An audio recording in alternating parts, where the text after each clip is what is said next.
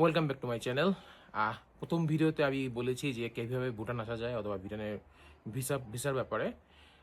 আজকে আমি বলবো ভুটানে আসলে কোথায় কোথায় যাওয়া যেতে পারে। তো ভুটান একটা খুবই ছোট দেশ, জনসংখ্যা মাত্র 8 লক্ষ মতন একটা জনসংখ্যা। তো এখানে আপনাদের যদি বাংলাদেশ থেকে সাধারণত সপ্তাহে দুইটা ফ্লাইট বর্তমানে পরিচালিত হচ্ছে। একটা হলো ওয়েডনেসডে, একটা সানডে। তো আপনি যদি ধরে নেন ওয়েডনেসডেতে আসেন, বুধবারে চলে আসলেন, তো বুধবারে আসলে আপনি এখানে 4 রাত থাকতে পারবেন। 4 রাত 5 দিন। হ্যাঁ, 4 রাতের জন্য আপনাকে এসডিএফ দিতে হবে প্রত্যেক দিনের জন্য $15, তো $60 আপনাকে এয়ারপোর্টে এটা পে করতে হবে। আর হোটেল হলো বিভিন্ন বাংলাদেশ থেকে বিভিন্ন প্যাকেজ, মানে কোম্পানিগুলি প্যাকেজ করে থাকে।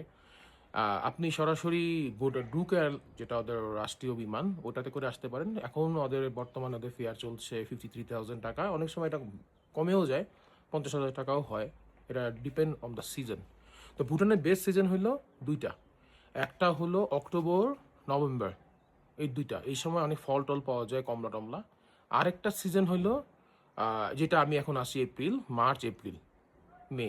এই 3টা সিজন, 3 মাস। এরপরে আবার ভুটানের সামারের পরে মানে রেনি সিজন চলে আসে, তখন আবার রেনি সিজন পাহাড়ি এলাকা, তো অনেক জায়গায় যাওয়া যায় না। হ্যাঁ, ভুটানে আপনি কই যেতে পারেন? ভুটানের 3টা জায়গায় ম্যাক্সিমাম টুরিস্টরা যায়, সেটা হলো পারো, থিম্পু আর পুনাখা। তো পারোতে অনেকগুলি অ্যাট্রাকশন আছে, যেমন লাইক টাইগারনেস, ওখানে আপনি হাইকিং করতে পারেন। আর থিম্পুতে অনেক পিক পয়েন্ট আছে, অনেক প্যাগোডা আছে। হ্যাঁ, অনেকগুলি হিস্ট্রিক্যাল প্লেস আছে। আর পুনাখাতেও খুব সুন্দর। ওদের প্রথম যে ফোর্টটা আছে এটা পুনাখাতে, প্লাস হলো পুনাখাতে একটা সাসপেনশন ব্রিজ আছে। তো খুব ভালো লাগবে আসলে ওদের। আপনি শুধু এটা না, আপনি প্লেসগুলিতে শুধু না, আপনি যখন ওদের গাড়ি দিয়ে পাহাড়ি আঁকা বাঁকা রাস্তার মধ্যে দিয়ে যাবেন, তখন আপনাদের ভালো লাগবে আর সুন্দর হবে আশা করি। তো এই তো আমার ভুটান ট্রিপটা, এই তো আজকে আমার শেষ হয়ে যাচ্ছে, আমি বাংলাদেশে ফিরে যাচ্ছি। But overall is very good.